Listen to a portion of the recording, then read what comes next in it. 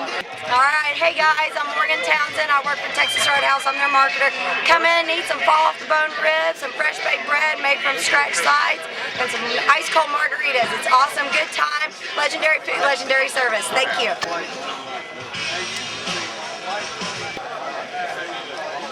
The main river, but now you can, hold on low all day and not worry about getting drifting. So it's the water current's way down, and the fish were suspended in the water column.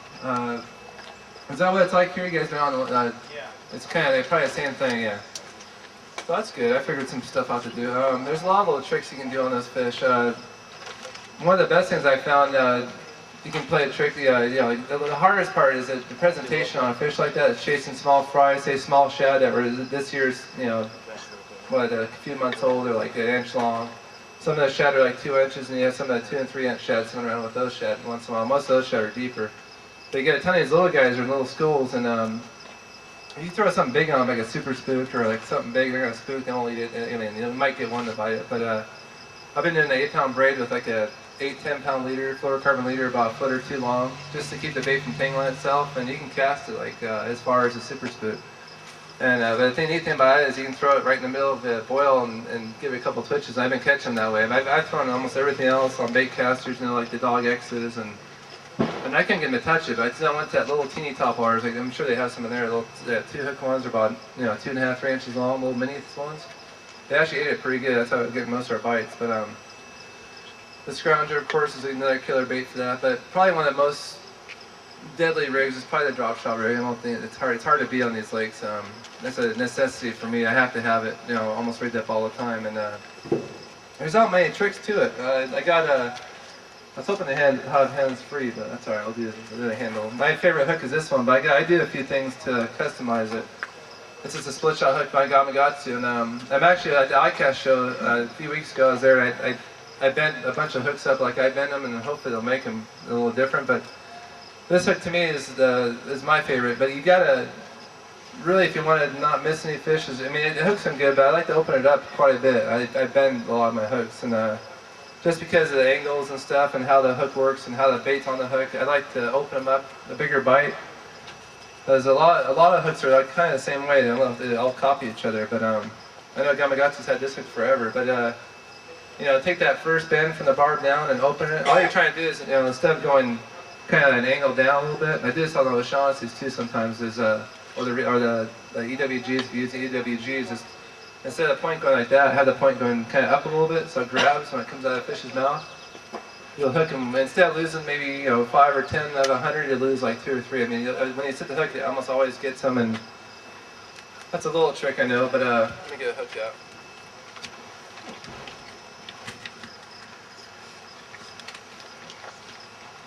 You guys, is there anybody here that ties like the uni knots?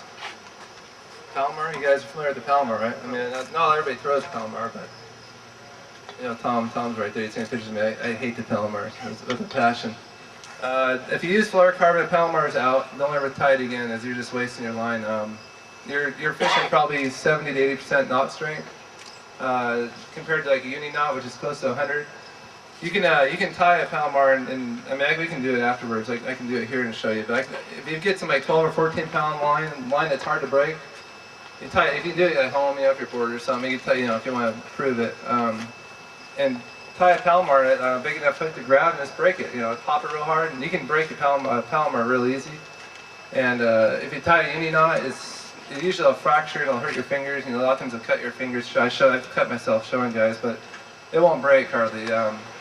It'll start fracturing up from the hook. It'll actually get like fracture in the line. You'll actually see it start to like kind of get white and fuzzy.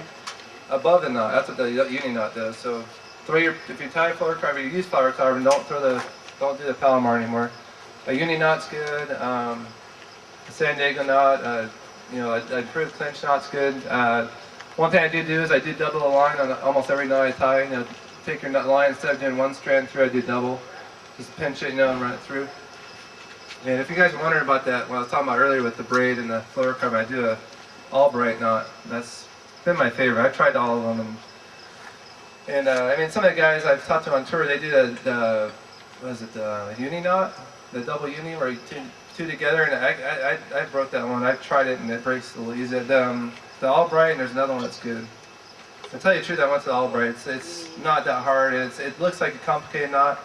The uni knot looks complicated, but if you practice it, I mean, if you're, like I can do a uni knot almost as fast as somebody does a Palomar. Not quite as fast, maybe a third longer. And it's not that hard once you can do it with your eyes closed. The reason I picked the uni knot, if you're wondering, is because it's more consistent. I did a San Diego knot for like, I've done a lot of knots since I was a deckhand, but I tied all kinds of knots. But I had a chance to tie like a bunch of knots, and the San Diego knot was inconsistent, like pulling tight. If you ever noticed, like some knots are kind of hard, you go cinch them down, and you'll get a little overlap in there, or the loops won't look right, and you'll cut it off and retie it again. The uni knot is the most consistent when you do your like 6 or 7 wraps, which is what I use. When you go to cinch it down, it's perfect, like 95% of the time. I mean, you might occasionally get like 1 or 2 bad knots in a row, but I can go a whole tournament without tying a bad knot. I mean, just every one of them's perfect. And the uni knot, I had to cut them off 2 times a day or 3 times a day, cut that knot off again, and redo it because I didn't like it. So that's the reason I use a uni knot. And let me tie it real quick. Need hands free, Tom. Double again, if you pinch, just pinch. I mean, you all know that. They don't need to hear this part out. With this uni knot though, you leave yourself like quite a bit of line. It makes it easier. If you leave yourself just a little bit, it gets kind of tricky.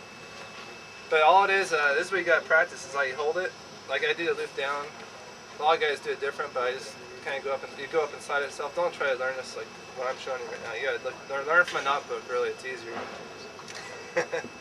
You really gotta look at something and like go through the steps of tying one.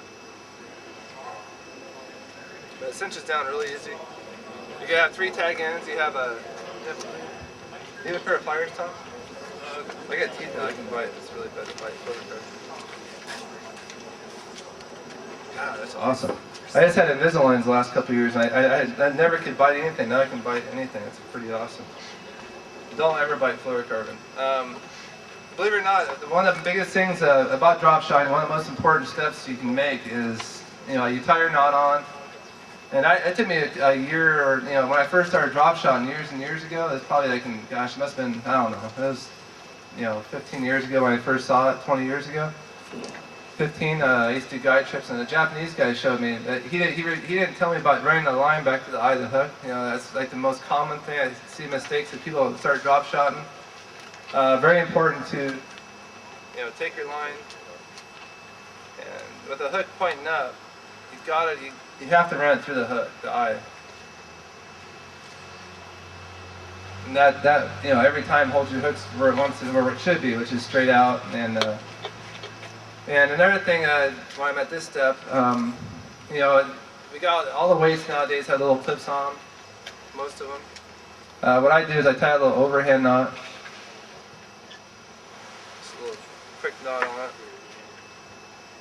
It makes it a lot easier, just a little overhand knot to slide that little clip on there, and it also doesn't slide off as much. I mean, most of the time they're on there pretty good, but it's hard to start it. So the overhand, you push it up into the notch, and you can do it with one hand. It's instead of like having to sit there and hold it and wedge it up in the clip, you just put it in there and slide it up.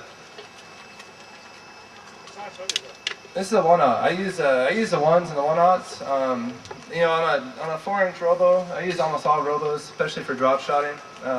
Shaky heads and drop shots. One of my favorite colors recently, the last year or so, I've been using a lot of. I use like 5 or 6 colors. I have them all. Blue crawler, prism. I have all the colors, but my favorites are probably the Aaron's Magic, Margarita, Bold Bluegill, Red Crawler, Cinnamon Blue Crawler. I mean, those are really the colors I use the most. They have a color called People's Worm. I think it's real close to Blue Crawler. It's got a little purple in it. But this color has been working so good in Alabama. I'd say try it here. It's a Red Crawler. It seems like everywhere I go, it's one of my favorite colors lately in the last year or so. And this color is like 10 years old probably, and it's been the guy that makes Roborn's favorite color for like the last 10 years. So I'm kind of dork for not throwing it more, but it's a good color. It really is. Let me open this pack real quick.